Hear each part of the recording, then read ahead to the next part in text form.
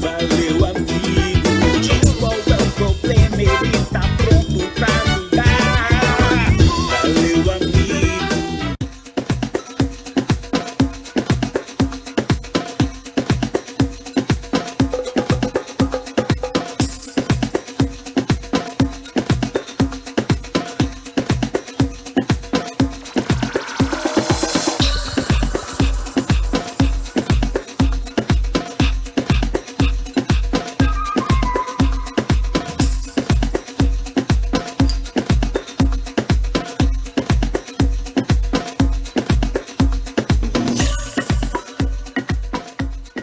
Boa noite a todos, sou Maureen Rose, supervisora de ensino, educadora, psicóloga e faço parte aqui da Periferia Reflexiva. Estamos aqui mais uma vez reunidos para a nossa roda da periferia. Aqui é um grupo de pessoas que moram ou atuam na região de Ademar, e nos encontramos mensalmente, desde o ano passado,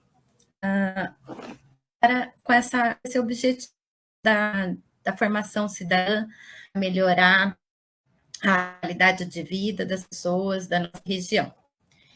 E estamos aqui hoje para a nossa roda para tratar um assunto que nos motivou e acredito, né, que foi manchete, enfim, que é o Fogo Nato do Borba Gato, reflexão sobre nossa identidade e memória.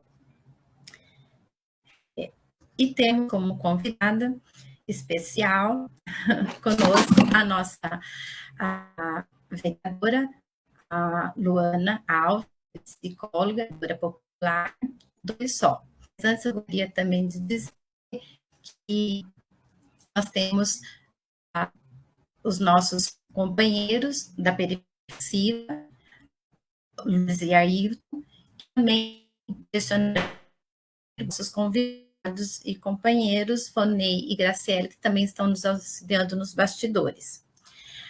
A presença da nossa vereadora será curta por causa da agenda dela, mas a gente já fica feliz, então as perguntas iniciais serão para ela.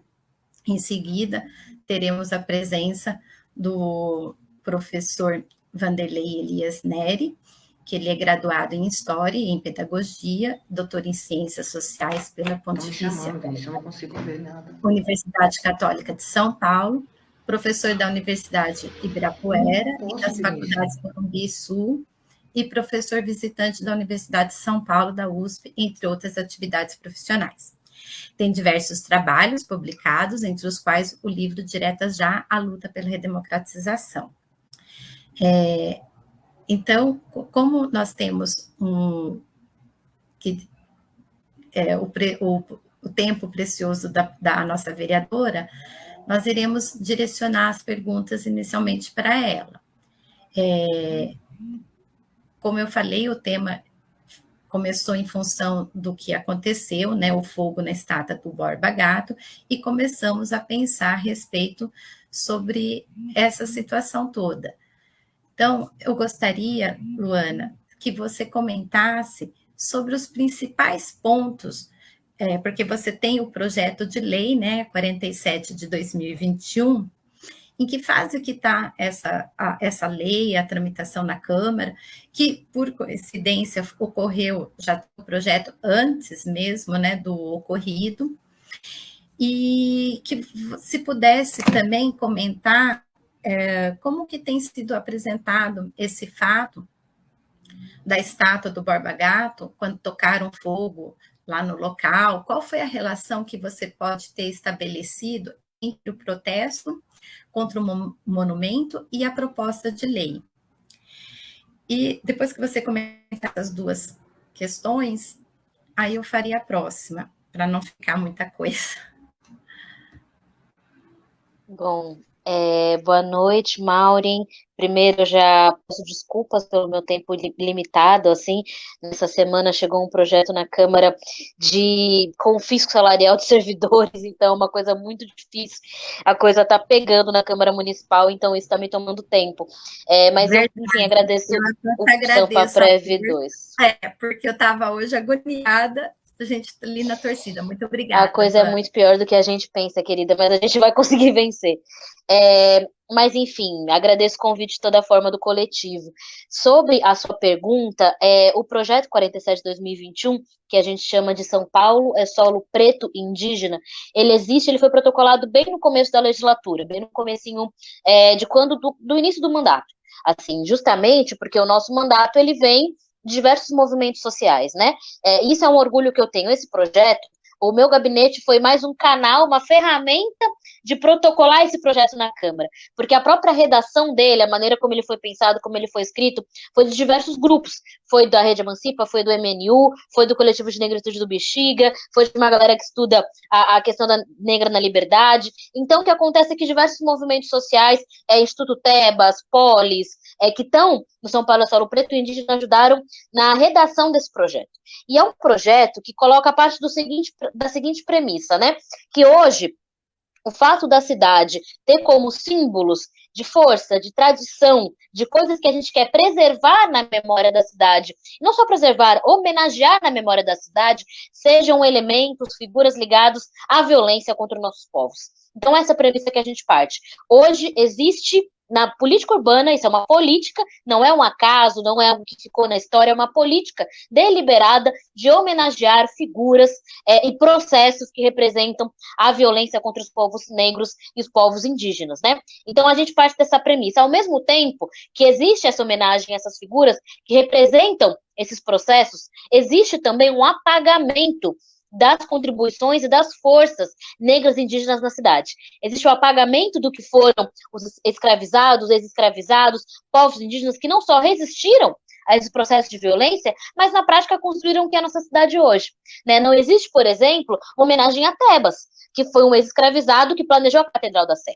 Não existem homenagens às figuras negros e negras da região da Liberdade, nem da região do Bexiga. Não existem homenagens aos povos indígenas que resistiram no território que hoje é São Paulo, a violência colonizadora. Então, a gente parte dessa premissa, né? Tem uma frase que eu gosto muito, que nos embasou para a gente pensar esse projeto, que é, para o genocídio ser consolidado, ele tem que ser esquecido. Isso significa que precisa se naturalizar a presença das figuras de violência e desnaturalizar a presença dos nossos em posições de homenagem. Então, esse projeto, ele não é só sobre a gente questionar as figuras do passado, é sobre a gente pensar como esses processos de violência representados por essas figuras são naturalizados na nossa realidade hoje. Então, a partir dessa premissa que vem o projeto. E esse projeto, como eu falei para vocês, foi escrito por diversos grupos, diversos coletivos, diversos atores, né?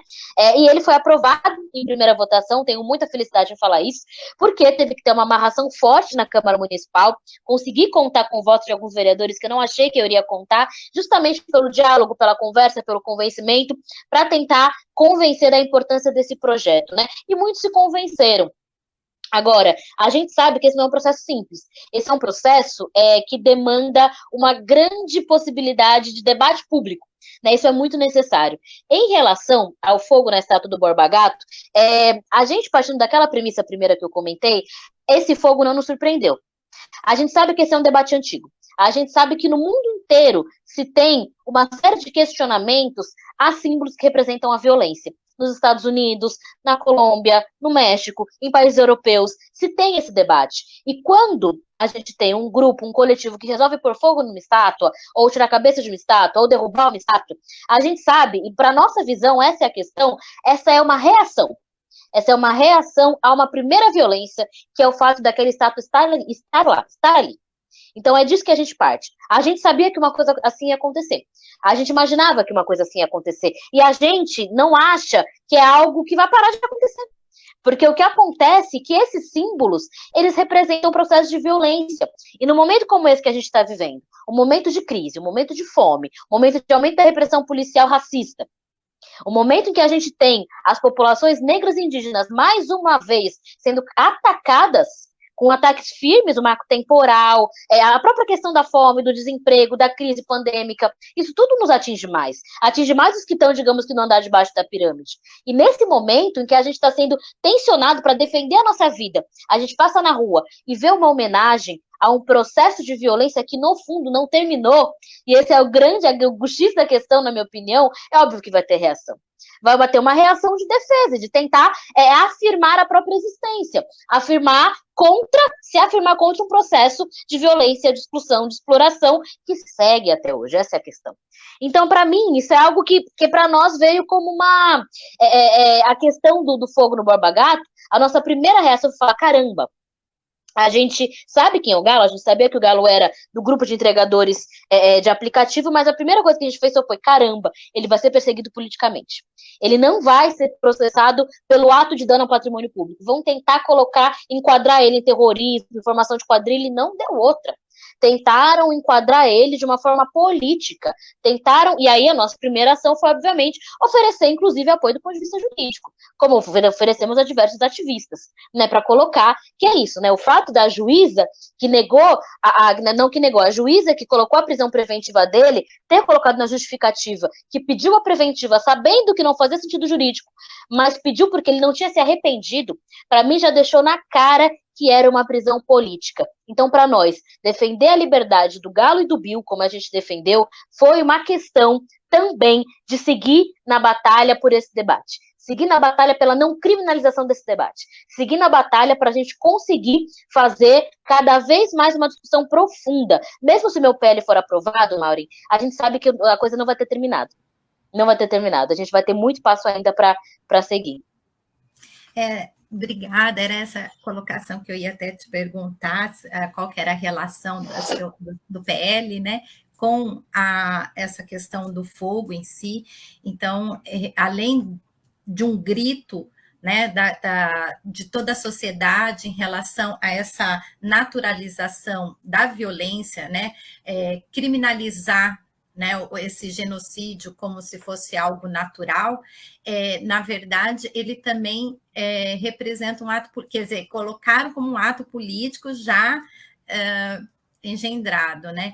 E como que, para quem está nos assistindo, pode fazer as perguntas, né, no Facebook, para a gente encaminhar para a nossa vereadora. E eu gostaria de saber em que pé que está o abaixo-assinado que você tinha colocado para fazer a troca, porque a PL, ela tem essa função educativa também, né? Para não chegarmos a esse extremo. A PL, ela estabelece a criação de um comitê, que consiga seja um comitê que tenha poder público e que tenha sociedade civil e movimentos sociais, para conseguir fazer esse debate de forma paritária, para a gente pensar esse processo. O PL em si, né, ele foi um PL que ele foi feito em conjunto, não só com movimentos, mas com o próprio DPH, que, aliás, teve uma postura que é o Departamento de Patrimônio Histórico, né, que é quem faz o patrimônio histórico da cidade, e que teve uma postura muito tranquila com a gente, assim, que inclusive quer fazer esse debate conosco, assim. Então, a gente colocou algumas possibilidades no PL em relação a estátuas de eugenistas, escravagistas e nazistas, né, homenagens em geral. Ou a gente pode retirar, ou a gente pode ressinalizar, colocar sinal, colocar uma placa de contexto histórico, ou a gente pode também mudar de lugar. Eu coloquei isso, a gente colocou isso no projeto, inclusive vendo legislações pelo mundo, Maureen, porque várias cidades do mundo têm legislação específica sobre isso. Berlim, por exemplo, tem. Berlim tem uma política para homenagens a nazistas. Foram colocados num parque. Foi a maneira como Berlim achou. Na África do Sul, tem legislações municipais para homenagens do período do apartheid. Foram retirados. Assim foram retirados. Né? No Chile, a gente tem lei que é Ninguna Calle levará tu nombre, que é para proibir nome de ditador em rua chilena. O mundo inteiro tem legislação assim. Nos Estados Unidos, desde os protestos Black Lives Matter, se começaram também a retirar as próprias prefeituras, a retirar estátuas de confederados. Então, aqui a gente pensou num projeto de lei que coloque todas as opções. A retirada, colocar no parque à parte, a ressinalização. Isso por orientação do próprio DPH, que queria uma legislação para isso. Porque sabe que também o Brasil precisava se atualizar nesse sentido, né? Então, foi isso que a gente colocou no projeto de lei. E agora, o abaixo-assinado nos serve para dar força dentro da Câmara. Inclusive, me ajudou muito na aprovação em primeira. Aqui, assim, na Câmara, gente, é assim, um projeto, ele é votado 2 vezes, em primeira e em segunda. Né? Então, ele é votado uma primeira vez, e ele é votado numa segunda vez para confirmar, assim que funciona na Câmara Municipal de São Paulo. O projeto São Paulo Solo Preto Indígena foi aprovado em primeira. Né? Isso, o abaixo-assinado serviu muito, porque mostrou para os vereadores a força que tem esse debate. É um debate que não é só de uma vanguarda dos movimentos, é um debate que todo mundo quer fazer. Né? Ninguém, honestamente, praticamente ninguém chorou por aquela estátua, Mauri. Assim, quem chorou foi gente que quer defender o legado da violência. Né? Mesmo as pessoas que não necessariamente costumam falar sobre essa questão antirracismo ou discutir escravidão, não se sentiam agredidas por aquele fogo. Quem sentiu agredido foi quem defende aquele legado. Foi quem defende o legado racista e o legado escravocrata. E o legado colonizador contra os povos indígenas. Então, o que acontece é que o próprio abaixo-assinado nos deu força para ser aprovado em primeira. Agora, para ser aprovado em segunda votação, a gente vai ter que, enfim, refazer esse debate, falar com a Secretaria Municipal de Cultura e, principalmente, contar com os movimentos sociais. Porque a gente sabe que é quem, de fato, consegue ser uma força motriz para fazer esse debate. A gente não tem nem perna para fazer o debate da maneira como a gente quer, Maureen. Que é exatamente falar sobre esse projeto nas escolas, falar nas quebradas, falar nos territórios, falar no centro de cultura, de fato conseguir fazer um debate. A gente sabe que uma lei em si, ela não vai promover um debate legal, um debate público, não vai promover avanço de consciência.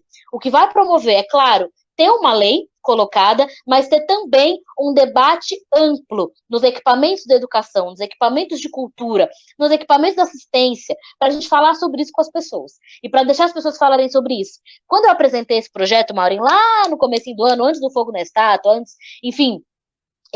divulguei o projeto. Uma pessoa, que é inclusive uma mulher branca, chegou e falou: olha, vereadora, eu gostei do seu projeto, será que eu podia, quando ele for aprovado, será que eu podia mudar o nome da minha rua? Porque o nome da minha rua é um general que ninguém aqui da rua conhece. Eu queria que fosse o nome do meu pai, que fundou essa rua, veio do Nordeste e morreu de Covid. Então, ela veio pedir isso exatamente no espírito que a gente está colocando. Os símbolos da cidade são nossos, é sobre o nosso povo. É sobre a gente estar representado nesse lugar. Eu gostei muito dessa mensagem dela, mesmo que não tenha... Era isso, era um general que ninguém da rua conhecia, ela queria que fosse o nome dela, o nome do pai dela, que veio do Nordeste e morreu num genocídio, promovido por esse presidente. Então, é exatamente esse debate que a gente quer colocar, sobre como os símbolos das cidades, as homenagens, têm que ser feitas por nós e para nós. Obrigada. Eu vou passar Imagina. a pergunta aqui para a nossa companheira, que ela tem, a Lourdes, que vai direcionar uma pergunta para ti.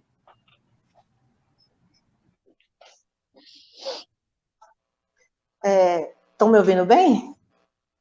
Sim, sim. Então, boa noite.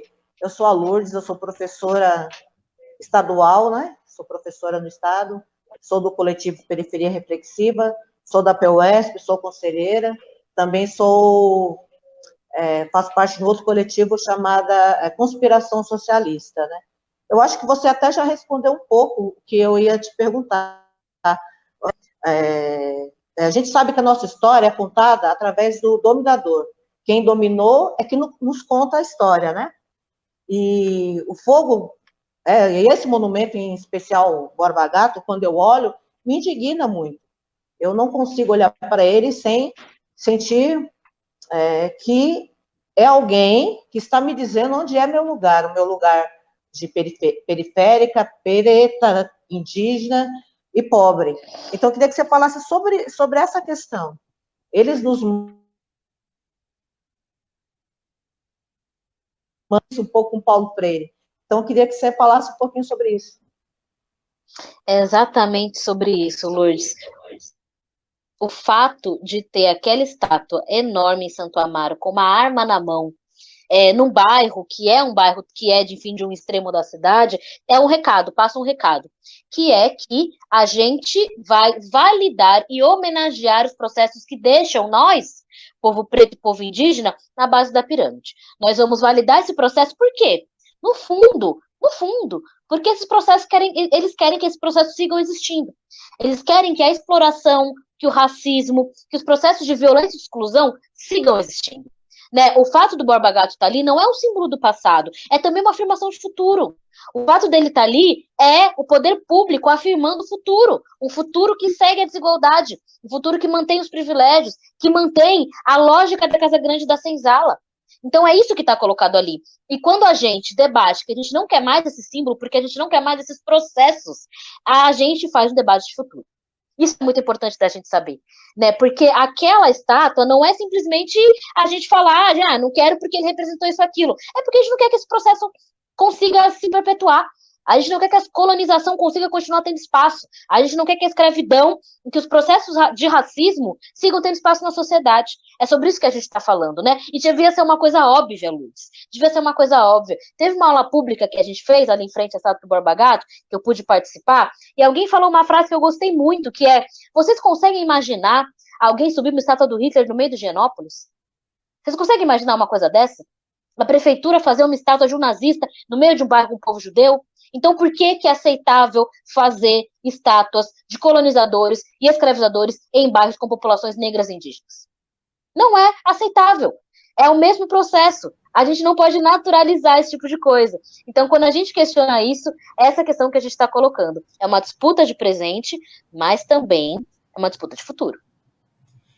Luana, realmente a luta é grande, porque imediatamente após o fogo já foram apagar, limpar, restaurar, cuidar. E no chat aqui, nos comentários, foi colocada a seguinte questão: gostando ou não, os monumentos também são obras produzidas por artistas. O que fazer com os monumentos? Será criado um local semelhante ao Museu do Holocausto, no qual a verdade seja contada sobre o que representam?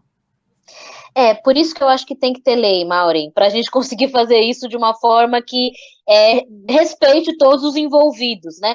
Como eu comentei com você, eu acho que se o poder público não age, se a gente não tem legislação sobre isso, os grupos vão expressar o seu descontentamento, a sua indignação. Por isso que a gente tem que ter legislação, assim, que consiga colocar retirada, consiga colocar placa, que consiga colocar exatamente, contar a história do nosso lado, contar a história do lado, digamos aqui, dos vencidos. Eu não gosto de usar esse termo, mas acho que vocês entendem.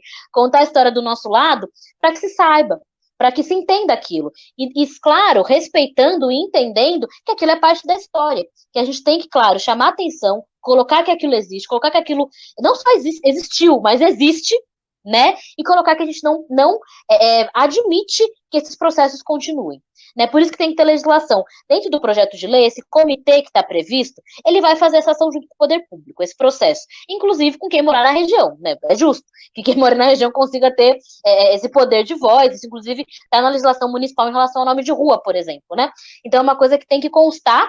E o que a gente quer também é que, sobretudo, se faça esse debate, se faça essa reflexão, se faça exatamente esse processo de reflexão coletiva, que desnaturaliza esse processo. É isso que a gente quer, principalmente. Obrigada, é isso que é o nosso objetivo também, por isso que achamos super pertinente esse tema, trazer para cá, para a periferia reflexiva, para a nossa roda, porque, de fato, muitas imagens de luta e de resistência, muitas vezes não chegam nem a ser inauguradas, né? Nem do Neymar, né? É um grande arquiteto, e como você disse, a do Tebas, lá na Praça da Sé, está pichada, não tem um cuidado, não tem grande visibilidade, né? Agora, para darmos continuidade, que eu sei que seu tempo é curto, vou passar para o nosso companheiro Ayrton. Tá bom. Deixa eu fazer uma pergunta primeiro para a vereadora, a questão do tempo. A senhora poderá ficar conosco mais algum tempo? Mais uns 5 minutinhos. Mais uns 5 minutinhos. Então, eu pediria que o professor Vanderlei respondesse a próxima pergunta, depois voltasse para a senhora fazer as considerações finais, porque nós sabemos da questão aí do tempo, né, que é bastante precioso. Então, professor Vanderlei, boa noite, obrigado pela presença. E eu queria fazer a pergunta para o senhor, a mesma que nós fizemos para a vereadora. Qual a sua avaliação, qual a análise que o senhor faz do fato ocorrido na estátua do Borba Gato, aquele protesto que depois teve o incêndio da estátua, tal. Queria uma avaliação preliminar do senhor, uma análise do como é que o senhor interpreta aquele protesto, por favor. Boa noite a todas e todos. A Maureen já fez a minha apresentação, e eu vou ser curto nessa resposta, porque eu sei que a vereadora tem tempo dela exíguo, e espero depois poder voltar para falar um pouco mais sobre o assunto, que é um assunto que muito me interessa. E também por que eu estou presente aqui, né? Mas vamos à pergunta para não tomar muito tempo da companheira vereadora. Vejam, a Luana já apontou um pouco o que eu penso sobre o que foi o incêndio na estátua do Borba Gato. É uma reação, eu vou usar os termos que eu gosto, me sinto melhor, é uma reação da classe trabalhadora a anos de história contadas pela classe dominante, né? E essa reação ela é importante porque ela coloca em xeque essa história contada pelos intelectuais da classe dominante, né? Como já foi apresentado, eu sou historiador e, felizmente, não sou da classe dominante, né? Eu sou daqueles que escaparam aí por sabe-se lá como, né? Filho de operário da construção civil, negro, né? Eu também me considero negro, pai negro, mãe branca, dá nessas coisas, mas eu me considero negro. Minha mãe trabalhou em tudo quanto coisas que foi possível, empregada doméstica, operária, e meu pai sempre foi operário da construção civil. E eu, por alguma razão, consegui furar essa bolha e fazer os estudos que a Maureen já apresentou. E sempre tentei, nas minhas aulas, tentar contar a história a partir dos dominados, né? Não a história da classe dominante, e me orgulho muito de sempre colocar em xeque a questão dos chamados bandeirantes, né? De colocá-los como escravizadores, estupradores, né? A violência que a Luana já se referiu, e por isso eu achei muito importante, depois eu vou, se eu tiver tempo eu quero aprofundar isso, eu achei muito importante a manifestação, e aqui o problema é ficar em juízo de valor, se é certo ou errado, se é bom ou ruim, a análise histórica não se faz dessa forma, na verdade é uma reação que coloca em xeque essa história contada pelas classes dominantes, e por isso eu considero um ato muito significativo que pode nos ajudar a recontar a história do Brasil a partir da perspectiva dos e das trabalhadoras, né? E não apenas deixar que os intelectuais das classes dominantes contem essa história. Então, para não tomar muito o tempo da vereadora, eu acho que dá para ficar por aqui. Depois, se eu puder, eu quero aprofundar essa questão. Vai ter tempo, sim, professor. Muito obrigada. Voltando para o companheiro Ayrton, que vai fazer a pergunta para a nossa vereadora. Em função do tempo da vereadora, então eu acho que nos resta pedir para ela fazer as considerações finais dela, porque ela tinha nos adiantado que teria um tempo específico para ficar aqui, porque ela tem outras atividades. Então, por favor, vereadora, as suas considerações finais, e obrigado de novo pela sua presença em nosso debate. Bom, queria agradecer a Ayrton, Maureen, o professor. Foi excelente o que você falou, professor, em especial em relação aos bandeirantes, né? Quando a gente começou esse debate do projeto, foram muitos os discursos de louvor aos bandeirantes, por parte, inclusive, de colegas meus da Câmara, né? Falando que os bandeirantes foram os responsáveis pela ocupação no interior, responsável pelas rotas do café, pelas rotas do sei lá do quê, da cana, basicamente colocando que são responsáveis pela economia paulista, assim. Um discurso que a gente sabe que é criado, como o senhor muito bem falou, pelos intelectuais da burguesia, pelos intelectuais da classe dominante, e que não tem nada a ver com a verdade, né? A gente sabe que a verdade é outra, o processo de exploração, enfim. Mas, ao final, eu queria dizer que esse é um debate necessário de se fazer cotidianamente, necessário de se fazer na base das escolas, na base dos espaços de cultura, que é muito... A gente não pode deixar principalmente que as novas gerações naturalizem os processos de exploração, de desigualdade racial, né? A gente não pode deixar que isso seja visto como algo aceitável e natural e irreversível pelas gerações que estão chegando. Então, eu acho que todo esse debate nos serve para nos dar fôlego, para fazer esse debate, enfim, com todo mundo, mas em especial com as novas gerações, para a gente colocar o quanto que o fato de processos de violência ainda acontecerem, ter acontecido de forma mais forte no passado, eles não vão necessariamente criar um país que vai ter necessariamente esse processo de violência na sua base. A gente tem que acreditar que é possível pensar uma outra realidade em que o racismo não seja uma roda na engrenagem no sistema, em que a colonização e a exploração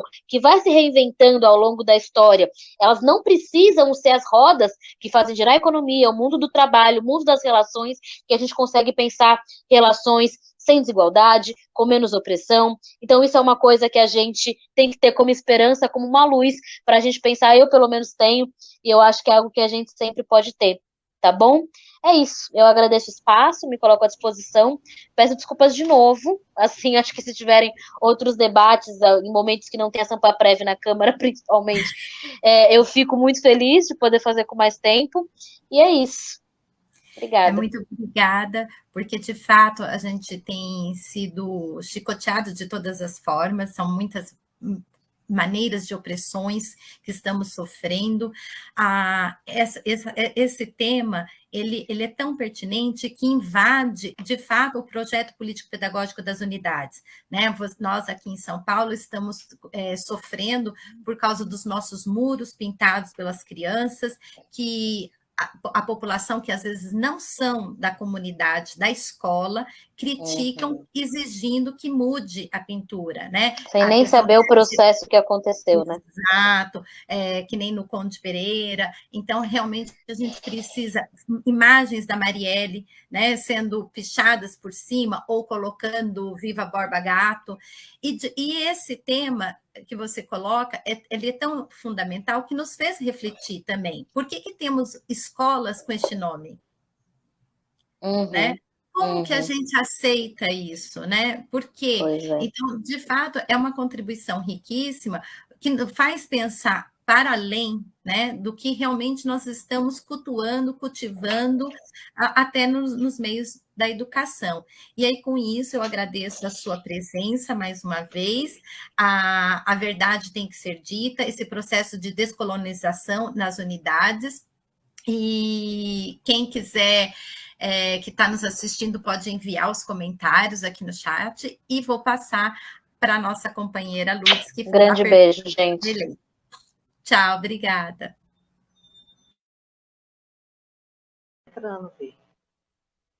Boa noite de novo. Agora nós vamos ficar aqui com o Vanderlei, né?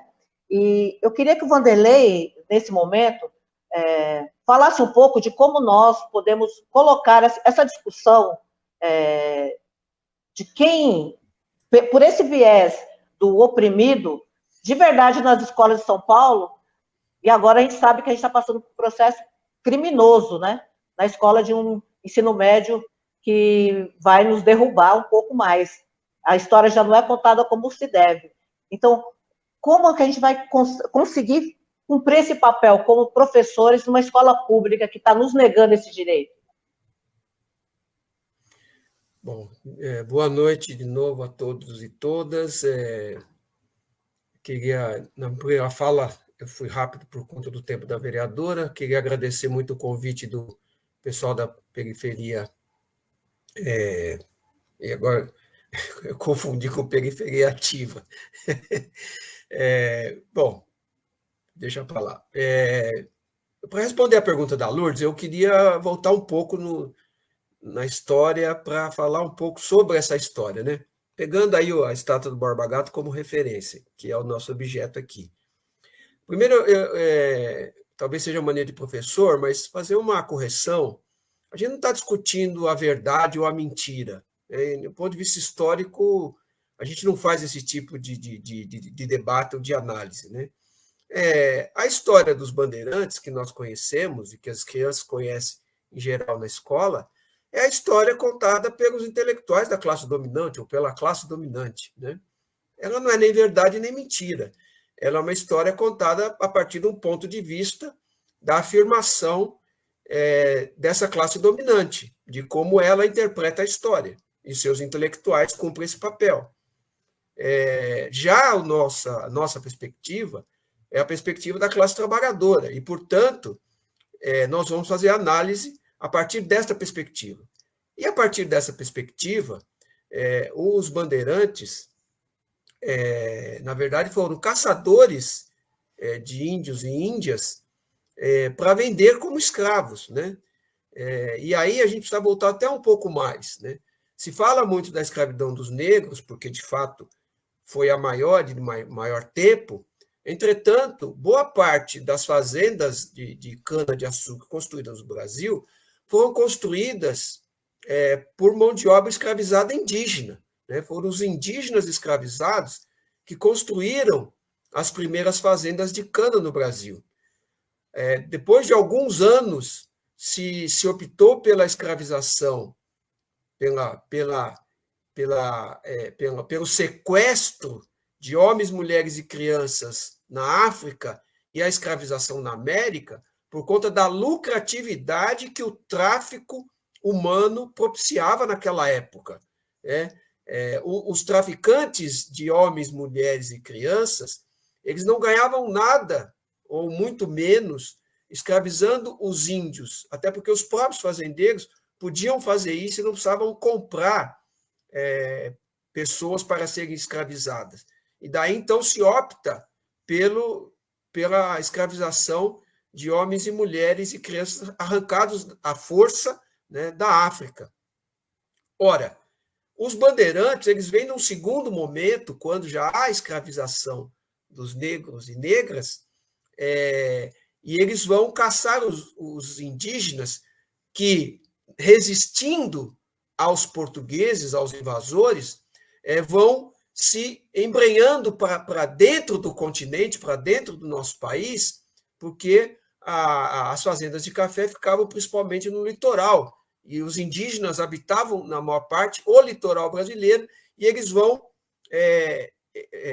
para fugir, para resistir à escravização feita pelos portugueses, eles vão adentrando o continente. E os bandeirantes vão cumprir esse papel, e principalmente para vender os indígenas para as fazendas, muitas vezes, de outras coisas que eram secundárias, que não a cana, porque na cana era principalmente, já nesse período, a escravização de homens e mulheres, negros e negras arrancados da África. Então, é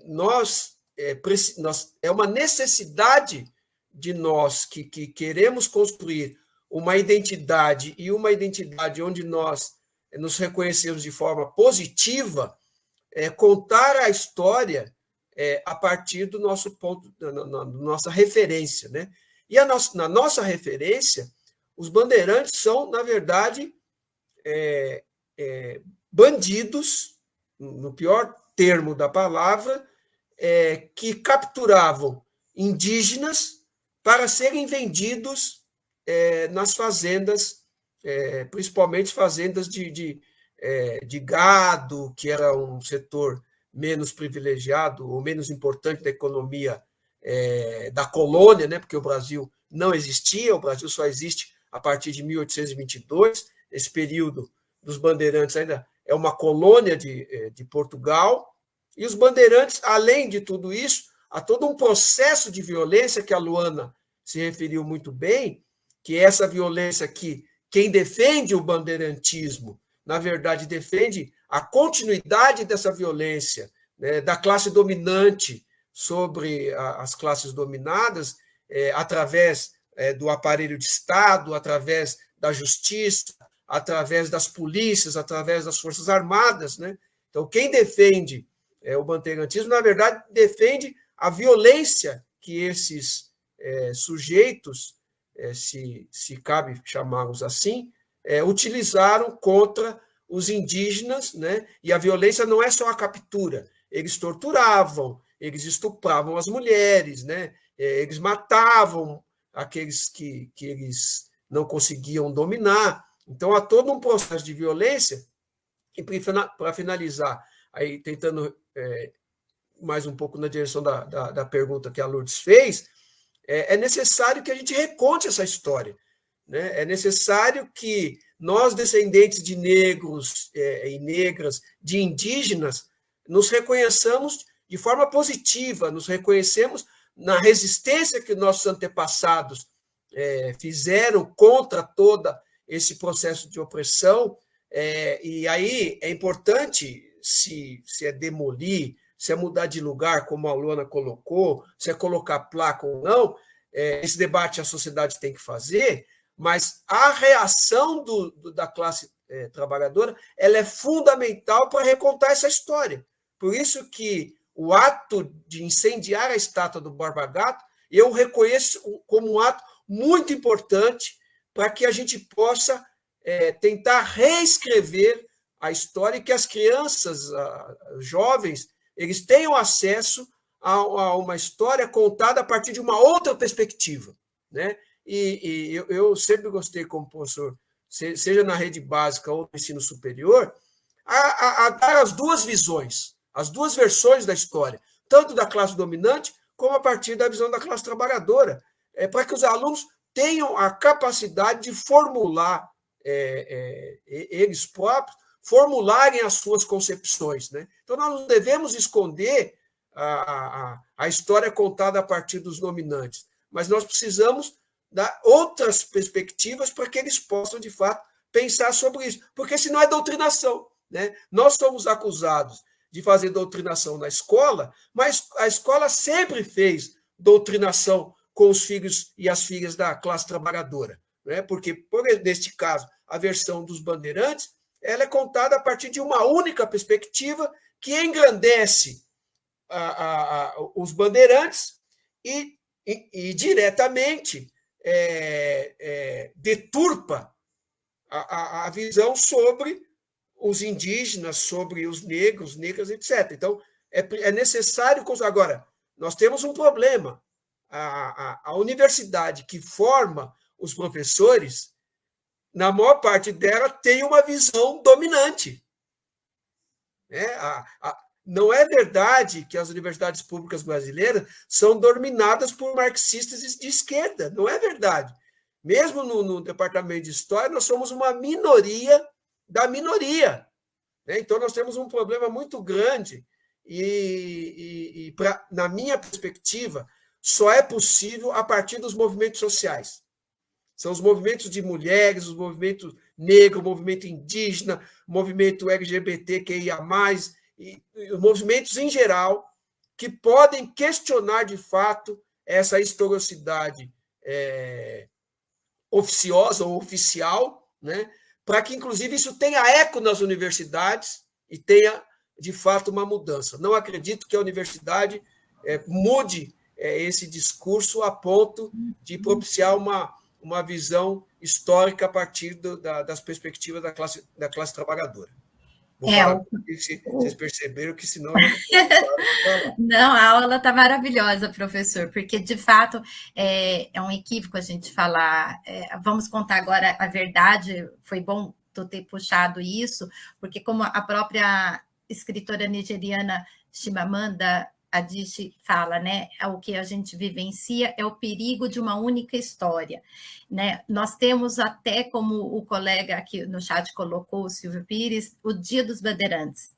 E nós não temos o dia da luta, da resistência. Você traz essa questão importante da luta, da resistência, dos movimentos sociais, isso é freiriano, nós estamos no centenário do Paulo Freire, é muito importante, sim, citar o quanto que esse processo dos coletivos é o que auxilia, como a Luana falou, de movimentar, da gente fazer parte da sociedade, tomar conta disso, para poder fazer algumas mudanças e ouvir o outro lado, porque a gente só tem um único lado, né? Se a gente for entrar no Google agora, ele vai falar sobre os bandeirantes como amigos dos indígenas. Ele não vai dizer essa parte dos estupros e tudo mais, vai dizer que era uma questão do contexto da época, um trabalho que tinha que fazer em relação aos negros, mas não em relação aos indígenas. Então, realmente, é um perigo. E para continuarmos com a nossa roda, eu vou chamar o companheiro Ayrton, que também tem pergunta para ti. Oi, professor. Nós fizemos uma enquete na página do Facebook, chamado Grupo do Foco do Jardim Miriam. Não sei se o senhor conhece, é uma página de Facebook bastante movimentada, muita gente publica lá, coloca suas postagens lá. Nós fizemos uma enquete lá, que vai servir de base aqui para a pergunta que eu vou fazer para o senhor. Nós perguntamos qual a opinião das pessoas, logo quando aconteceu aquele fato no Borba Gato, nós perguntamos se elas concordavam com o ato, com aquele protesto, a forma que foi feito, se discordavam ou se não tinham opinião. Isso deu um debate impressionante, nós tivemos centenas de respostas, a enquete foi bastante agitada, e lá surgiu uma ponderação que eu queria apresentar para o senhor, para ver como dialogamos com essas pessoas. A seguinte ponderação: se colocar fogo ou depredar uma estátua, como ocorreu na estátua do Borba Gato, é uma forma válida de protesto contra o preconceito, o racismo estrutural, simbolizado por algumas figuras históricas, como o próprio homenageado ali, que é o bandeirante Borba Gato, ou se as pessoas deveriam buscar outras formas de mostrar a sua indignação. Então, deu para entender? Essas pessoas, elas não se mostravam contra o protesto em si, mas elas questionavam a forma de fazer o protesto, de tacar fogo, de depredar e tal. Então, como dialogar com essas pessoas que teve bastante, esse tipo de ponderação teve bastante frequência lá nessa nossa enquete. Então, queríamos passar essa questão para o senhor. Como dialogar com essas pessoas, se há outras formas das pessoas expressar sua indignação? Vejam, existem várias formas de expressar a indignação, né? Agora, o problema, em geral, é que a violência dos de baixo incomoda, né? A violência da classe dominante, ela aparece como legítima, né? Porque é exercida através do Estado. E como o Estado é colocado como aquele promotor do bem comum, e ele não é nada disso, né? Na verdade, o Estado é o instrumento que a classe dominante utiliza para manter a sua própria dominação sobre a classe trabalhadora e a exploração, e manter o machismo, manter o racismo, etc. Mas o Estado não aparece assim, ele aparece como legítimo, e o uso da força através do Estado é legítimo. Tem a justiça, tem as polícias, as forças armadas, etc. Agora, quando a violência parte da classe trabalhadora, aí não pode, porque aí não é legítimo, né? O debate tem que ser feito primeiro, não pode cair no debate moral. Em geral, e ainda mais nesse período que nós vivemos de negacionismo, né? De negar a ciência, etc., e de uma violência verbal e física exacerbada, o debate cai muito na questão moral, né? Então, a violência seria amoral, isso não pode, né? Não, tanto pode que aconteceu, e aconteceu muito provavelmente porque os canais legais, e a Luana tocou nesse assunto, os canais legais não dão vazão a esse protesto. Porque já tinham sido feitas pichações, por exemplo, no empurra-empurra lá do Ibirapuera. E não surtiu o efeito que surtiu colocar fogo na estátua do Borba Gato. Vejam, nós não estaríamos aqui fazendo um debate fundamental para que se discuta, numa outra perspectiva, o bandeirantismo e a própria história brasileira, se homens e mulheres indignados, como a Lourdes falou, eu eu passo lá, e passo sempre, desde criança, desde jovem, e eu fico indignado com aquele monstro. E esta indignação, que não tem vazão pelos canais legais, ela teve vazão por outro canal, que foi a violência de colocar fogo na estátua. E, como eu disse, nós não estaríamos aqui fazendo um debate fundamental, pelo menos eu considero esse debate fundamental, até para mudar a perspectiva, para que crianças e jovens se reconheçam nos seus antepassados, não tenham vergonha dos seus antepassados, estou falando de negros, descendentes de negros, negras e indígenas.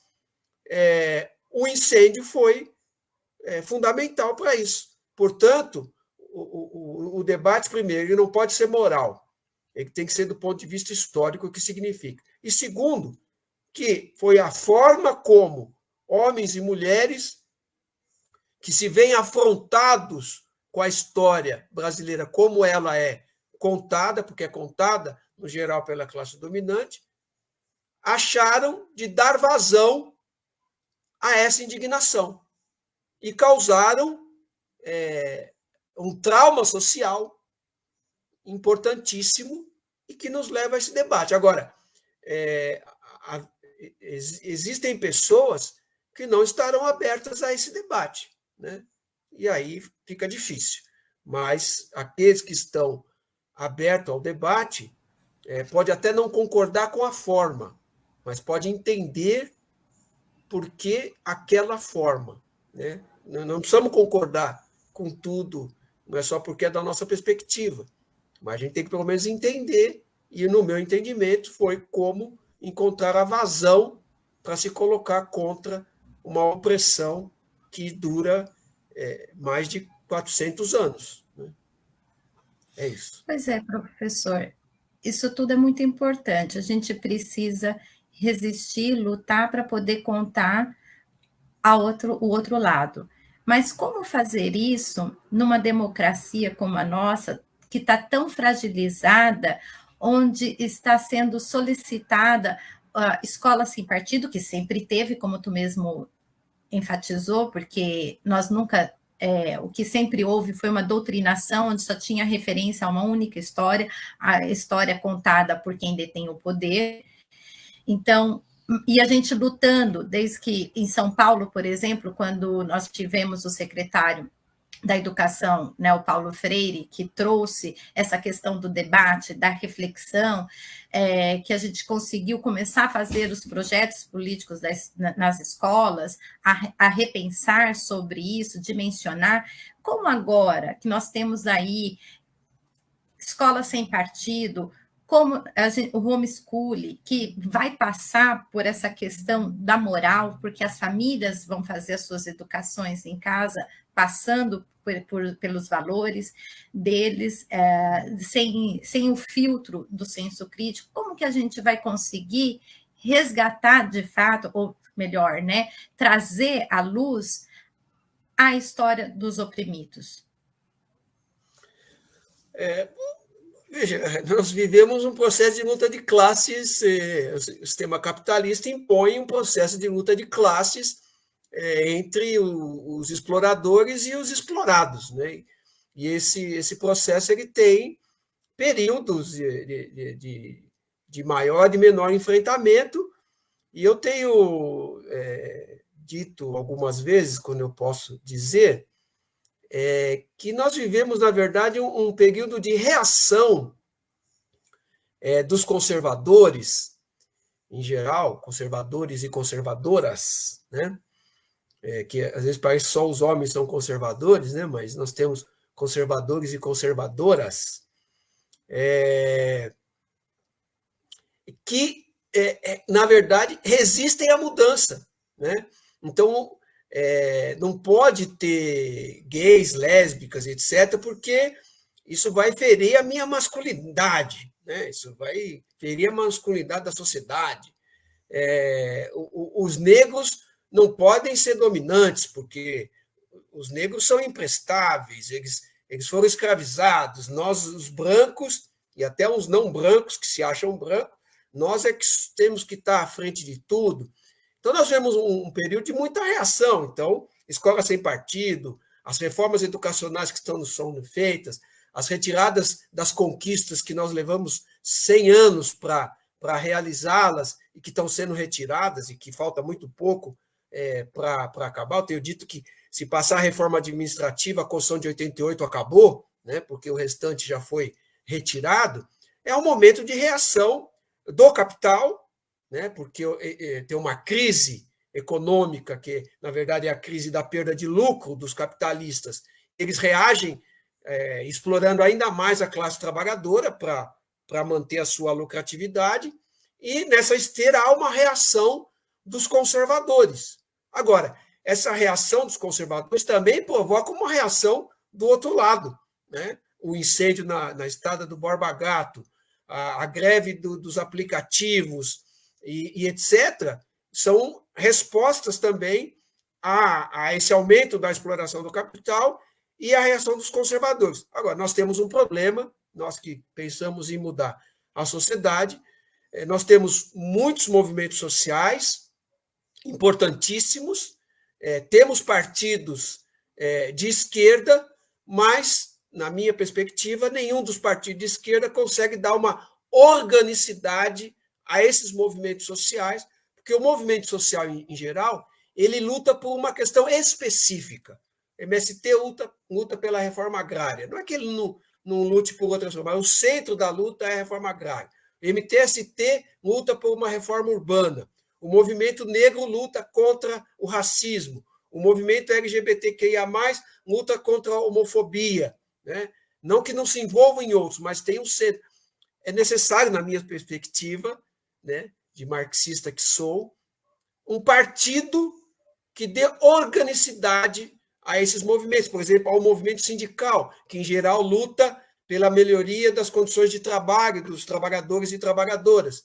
É necessário um partido que dê organicidade. Nós tivemos no passado esse partido, por várias razões, mudou, né? E nós precisamos construir esse instrumento da classe trabalhadora que possa organizar e juntar as lutas e aí sim empurrar a burguesia e os conservadores com força e energia que são necessárias. Mas os movimentos estão aí, estão reagindo. Infelizmente, nós temos perdido as últimas batalhas, mas a luta de classe não se encerra enquanto houver opressores e oprimidos, exploradores e explorados. Então, ela vai continuar. Ora a gente avança, ora recua. A história é assim, né? Basta nós não desanimarmos. Eu já estou com a cabeça branca e não desanimei ainda, e é por isso que eu estou aqui, inclusive, era isso que eu queria dizer, né? Apesar de toda a apresentação que você fez, hoje eu sou professor aposentado, não leciono mais, lecionei por 26 anos, 43 de trabalho e 26 lecionando, mas hoje o pouco tempo que eu posso dedicar, eu vou dedicar a essas questões, a movimentos sociais, sindicais, que eu possa ter algum tipo de contribuição, se é que eu tenho alguma contribuição. É isso. Já está contribuindo bastante aqui na nossa noite, nos ensinando muito, porque realmente a gente precisa de mentes que nos iluminem, que nos mostrem o caminho e que nem tudo está perdido. Infelizmente, a professora Zilda não vai conseguir entrar por questões pessoais.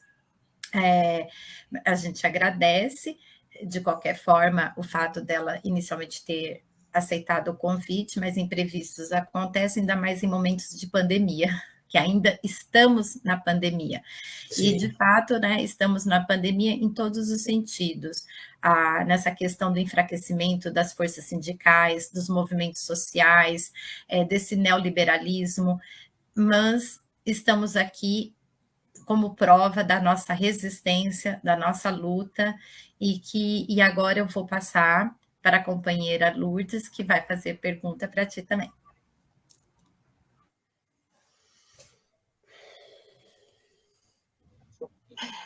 Eu acho que o Vanderlei já fez uma explanação bem tranquila e bem clara do problema em que vivemos atualmente, né? Então, mas eu queria ainda que ele enfatizasse ainda essa escola pública que nós estamos inseridas atualmente aqui. Quando eu falo pública, eu estou falando da pública periférica, dessa que está ao nosso redor e que a gente está com problemas de organização. Há esperança para mudança nesse tipo ainda de educação, Vanderlei?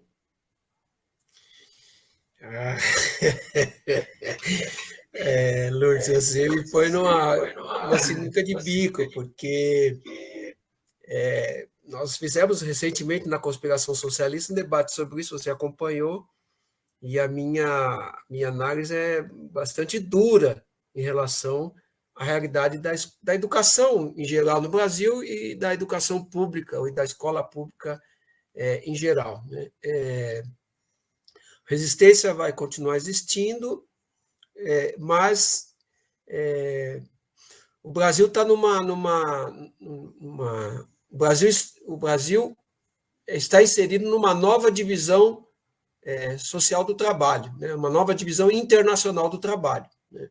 O Brasil passa por um processo de desindustrialização que começa nos anos 90, se aprofunda nos governos do PSDB, tem uma certa pausa, uma certa, não total, nos governos do PT, mas depois do golpe isso se acelerou ainda mais e o Brasil passa por um processo grande de desindustrialização, e isso tem um impacto direto na educação em geral e na educação pública em particular, né? Porque se o Brasil volta, e o Brasil está voltando se tornando um país agrário exportador, principalmente de minérios e produtos da agricultura e da agropecuária,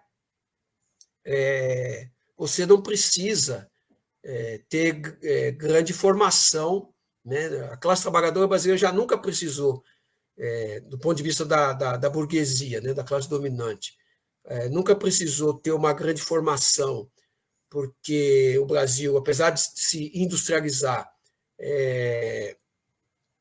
se industrializou de forma dependente, mas, de qualquer maneira, o crescimento industrial brasileiro impulsionou o surgimento das universidades públicas, da ciência, da pesquisa, né? E o processo, ao contrário, que é o da desindustrialização, leva, inclusive, a pôr em xeque a necessidade das universidades públicas. Por isso, o ataque às universidades públicas, o ataque à ciência, e, claro, isso tem um impacto direto na escola básica, né? Por isso, as reformas, esse novo, que não tem nada de novo, ensino médio, que tira, principalmente, disciplinas da área de humanas, que são, em geral, as disciplinas críticas, né? Que tentam, de alguma forma, promover um certo debate sobre a sociedade, sobre a história, etc., a filosofia, a sociologia, a história, a geografia, etc. E isso vai sendo retirado, inclusive porque agora a formação da mão de obra para esse novo contexto que o Brasil está inserido internacionalmente, ela muda de patamar e há uma regressão, né? Na minha perspectiva, e aí é muito particular minha, vocês não precisam concordar com ela, eles não precisam concordar com nada que eu disse aqui, nós vivemos um período de checkmate, né? É necessário que a classe trabalhadora, de fato, se organize e derrube esse sistema. Nós estamos num impasse. Eu acho que a frase, eu vou encerrar com essa questão com essa frase. Eu acho que a frase que a Rosa Luxemburgo escreveu em 1912, ela é muito atual. Socialismo ou barbárie, né? E nós já vivemos a barbárie. E eu acho que para sair dessa barbárie é só o socialismo. É a minha perspectiva. Vamos ver se nós teremos capacidade não, teremos organização suficiente, que é necessário uma organização gigantesca e um esforço gigantesco nosso para sair desse impasse, porque senão a barbárie só aumentará. A classe dominante não está nem aí para a fome dos trabalhadores, para os assassinatos, para eles isso... Está aí a pandemia que não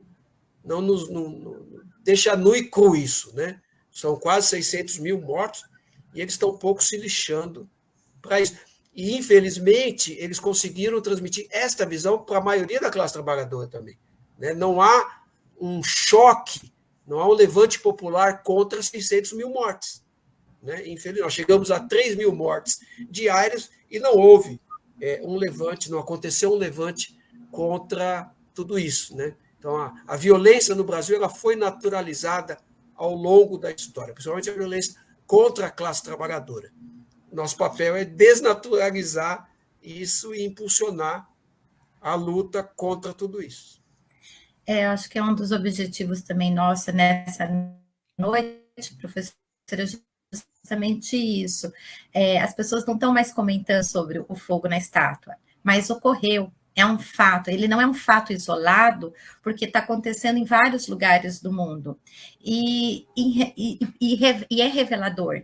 Essa ação, ela revela, como a Luana nos trouxe, toda a opressão, né? A história não contada.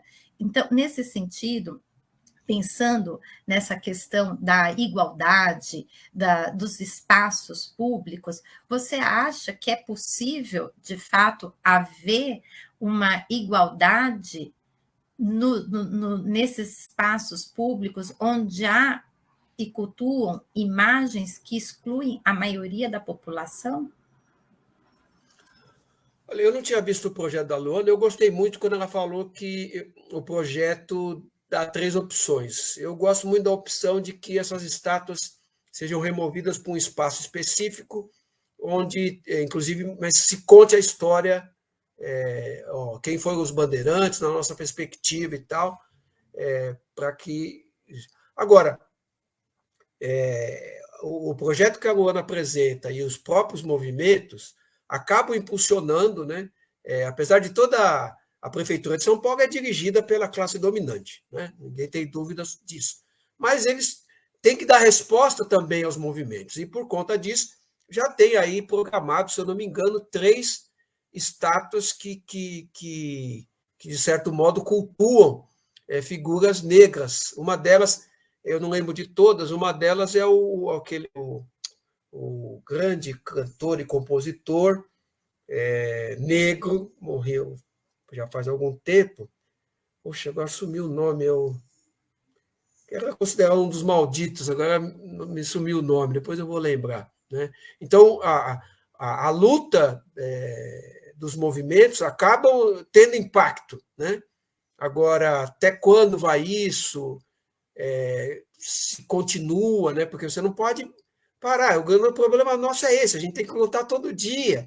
Só que a gente tem que lutar todo dia, mas a gente tem que trabalhar todo dia para garantir a sobrevivência, né? A gente tem que, para quem tem que cuidar dos filhos, né? Eu não tenho isso, mas não tenho filhos, né? Não tenho que me preocupar com isso, mas quem tem que se preocupar com isso, né? Então, nós temos... a luta é uma das partes da nossa vida, né? E às vezes a gente tem pouco tempo, inclusive, para ela, e a gente precisa se virar e arrumar tempo, né?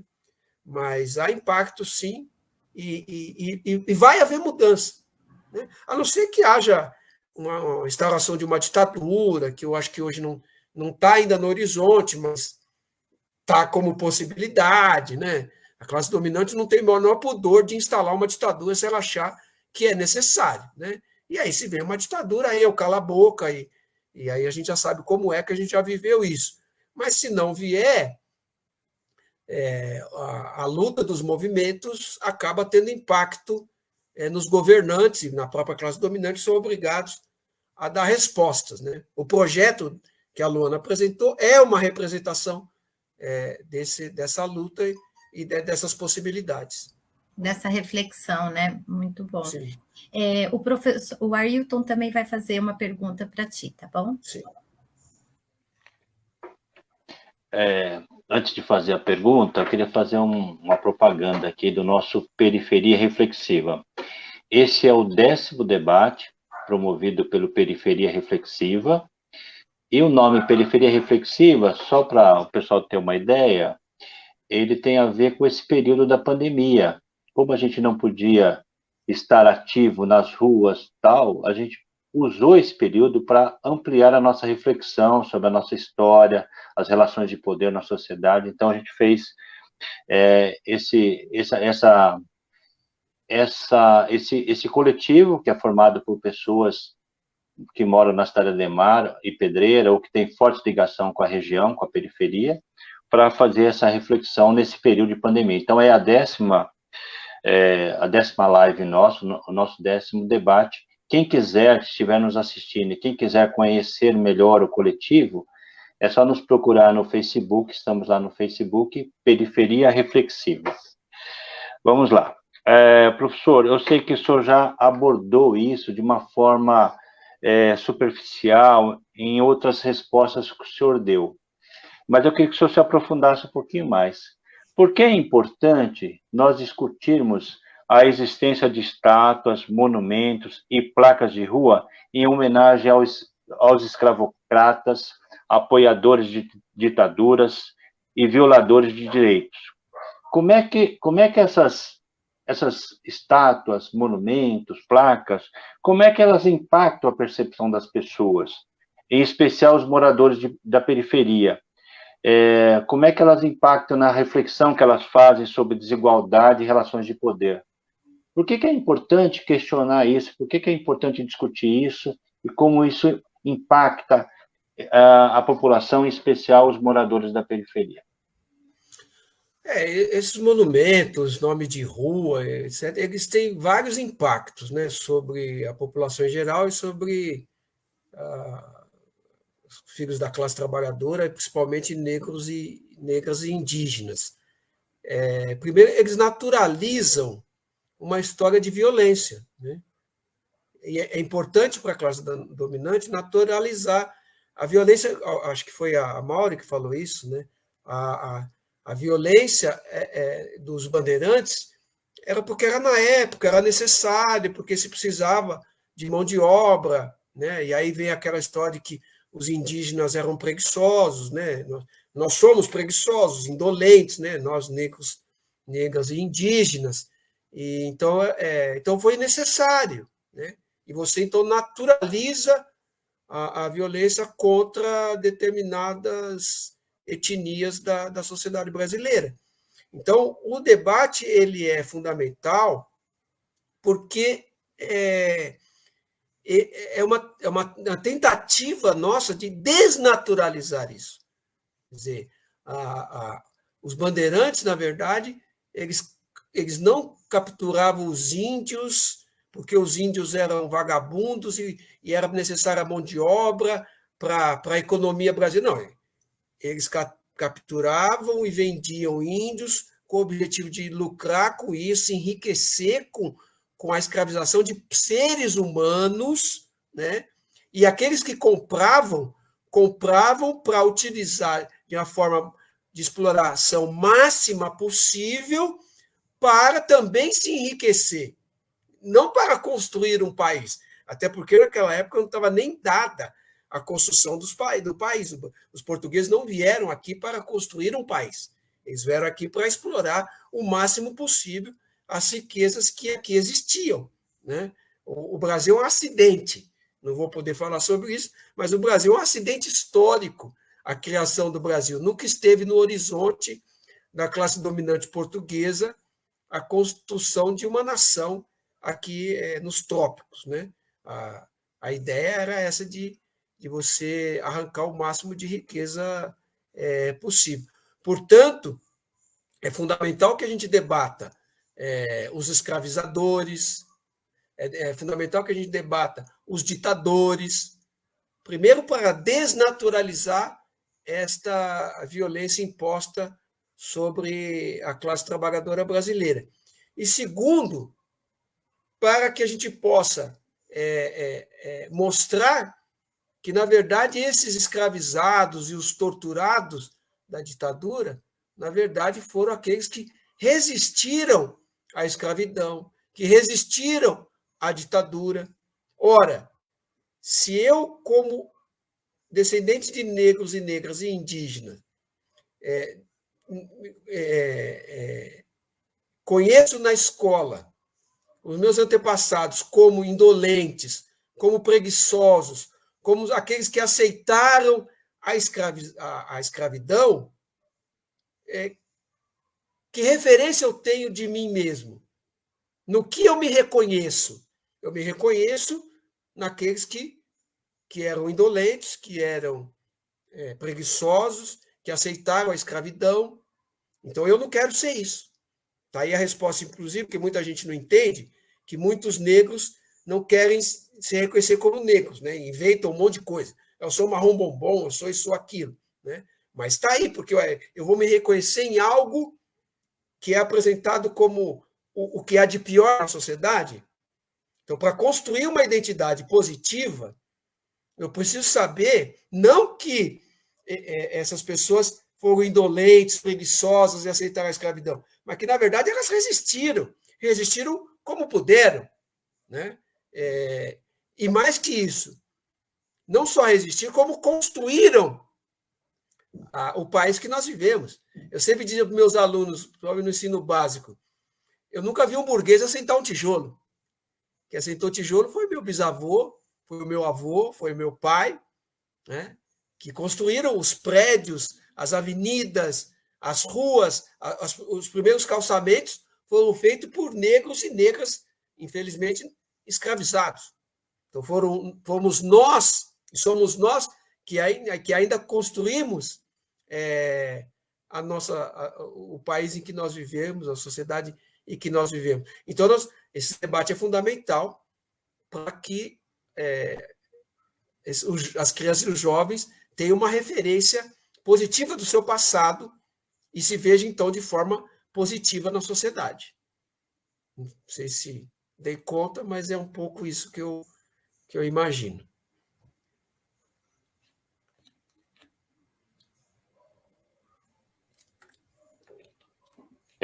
Nós já estamos partindo aí para os encerramentos do nosso debate.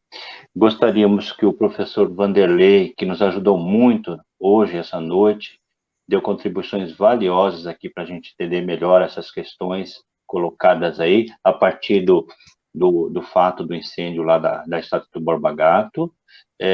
Queríamos que ele apresentasse as suas considerações finais antes da gente partir para o encerramento do nosso debate hoje. Por favor, professor.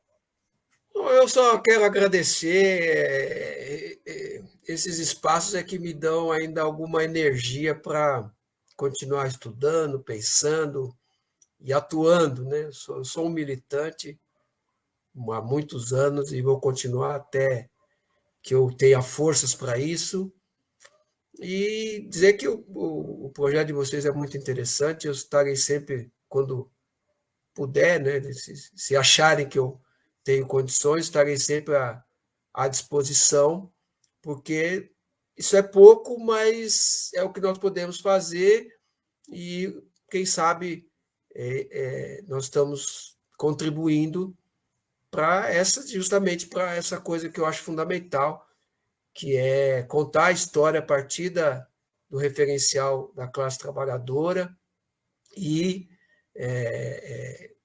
mostrar para os jovens, principalmente negros e negras, indígenas, que tenham orgulho do que são, que tenham orgulho do seu antepassado, porque só assim podem se organizar e ajudar a gente a superar esse mundo que, infelizmente, não é o mundo que eu, particularmente, gostaria de, aos quase 60 anos de idade, estar vivendo, né?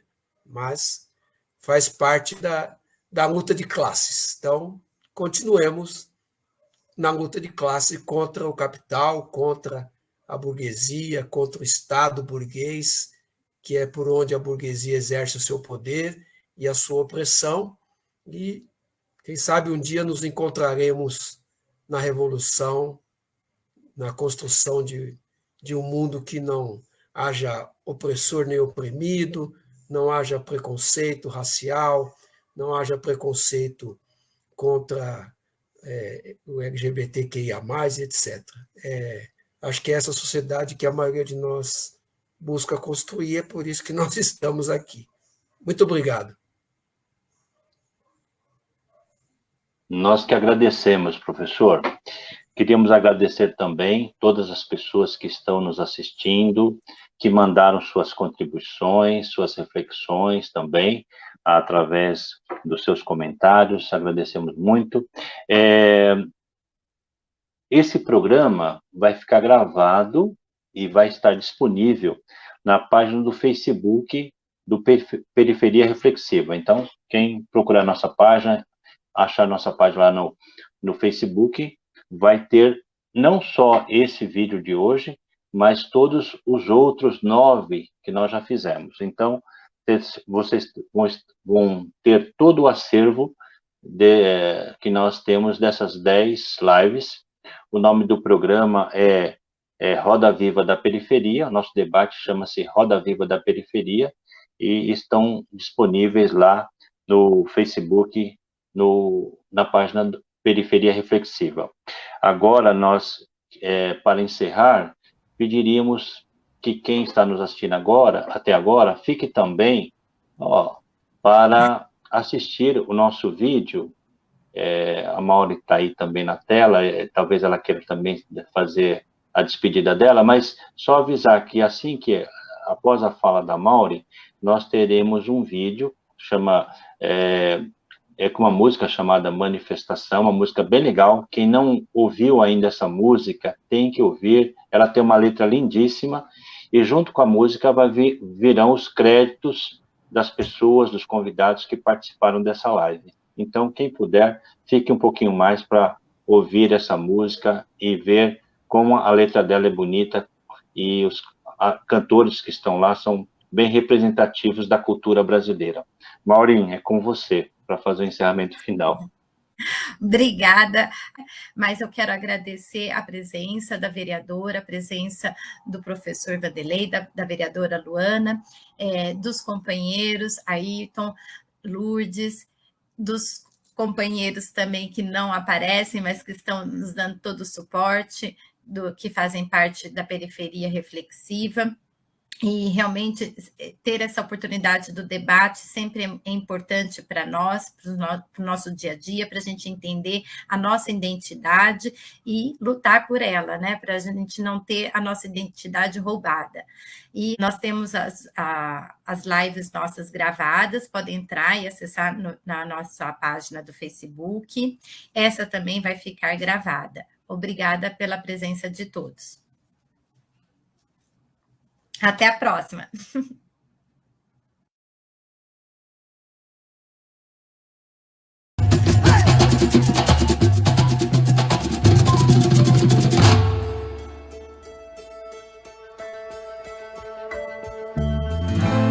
Aqui estamos na avenida, pelas ruas, pela vida, marchando com o cortejo que flui horizontalmente, manifestando o desejo de uma cidade includente. E uma nação cidadã, traduzido numa canção, numa sentença, num mantra, num grito, numa oração. Por todo jovem negro que é caçado pela polícia na periferia, todo pobre criminalizado, só por ser pobre, por pobrefobia. Por todo povo índio que é expulso da sua terra, por um ruralista, pela mulher que é vítima do impulso covarde e violento de um machista. Por todo irmão do Senegal, de Angola e lá do Congo aqui refugiado, pelo menor de idade sem escola a se formar no crime condenado. Por todo professor da rede pública, mal pago e maltratado pelo Estado, pelo mendigo roto em cada súplica, por todo casal gay discriminado. E proclamamos que não se exclua ninguém, senão a exclusão. E proclamamos que não se exclua ninguém, senão a exclusão.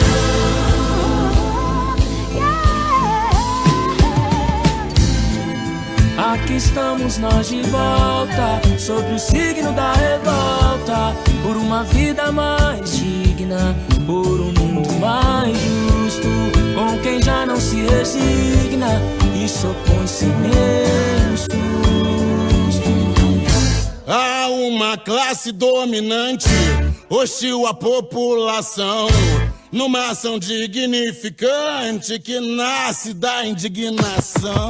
Por todo homem algemado ao poste, tal qual seu ancestral posto no tronco, e o jovem que protesta até que o prostre o tiro besta de um PM dronco.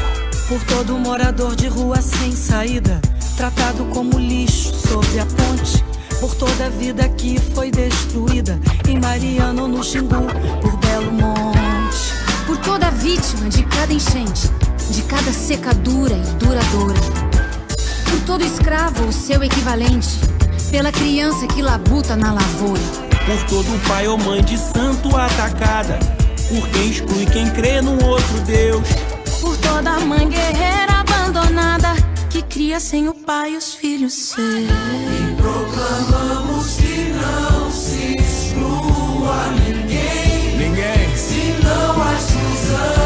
Igualdade a todos, ok? E proclamamos que não se exclua ninguém, se não há exclusão. Liberdade para os nossos. Eis aqui a face escrota de um modelo que se esgota. Policiais não defendem, políticos não contentam. Uns nos agridem ou prendem, outros não nos representam. E aquele que não é títer e é rebelde coração, vai no Face, no Zap, Twitter e combina uma atuação. Por todo defensor da natureza e cada ambientalista ameaçado, e cada vítima de bullying indefesa, e cada transexual crucificada, e cada puta, cada travesti, e cada louco e cada craqueiro, e cada imigrante do Haiti, e cada quilombola liberadeiro, pelo trabalhador sem moradia, pelo sem terra e pelo sem trabalho, pelos que passam séculos ao dia em condições que cansam pra caralho, pela empregada que batalha como, tal como no sudeste o nordestino, e a órfã sem pais hétero nem homo, e a morta num aborto clandestino. Impelidos pelos ventos dos acontecimentos, louvamos os mais diversos movimentos libertários, numa cascata de versos sociais e solidários. De uma canção de protesto, qual canção de redenção? Uma canção manifesto, canção manifestação. Por todo ser humano animal, tratado com desumana e maldade. Por todo ser da mata ou vegetal, que já foi abatido ou ainda arde. Por toda a pobre mãe de um inocente, executado em noite de chacina. Por todo preso, preso injustamente, ou onde preso e preso se assassina. Pelo ativista de direitos perseguido, e o policial fudido igual quem ele algema. Pelo neguinho da favela inibido de frequentar a praia de Ipanema. E pelo pobre que na dor padece de amor, de solidão ou de doença. E as presas da opressão de toda espécie. E todo aquele em quem ninguém mais pensa. E proclamamos que não se exclua ninguém, nem nada, se não há exclusão. E proclamamos que não se exclua ninguém, se não há exclusão.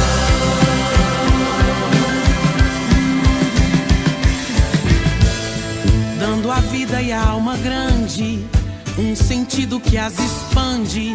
Cantamos em consonância com os que sofrem ofensa, violência, intolerância, racismo, indiferença. As Cláudias e Marielles, Rafaéis e Amarildos, da imensa legião. de excluídos do Brasil, do sul ao norte da nação.